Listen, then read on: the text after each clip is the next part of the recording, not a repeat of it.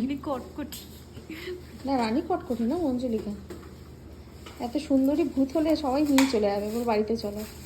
কি সুন্দর লাগছে আমাকে, এবার আবার বিয়ে করতে ইচ্ছা করছে। হ্যাঁ, এতদিন বিয়ে করার ইচ্ছা ছিল না? বাবা ফুলও পড়ে গেল। এতদিন বিয়ে করার ইচ্ছা ছিল না?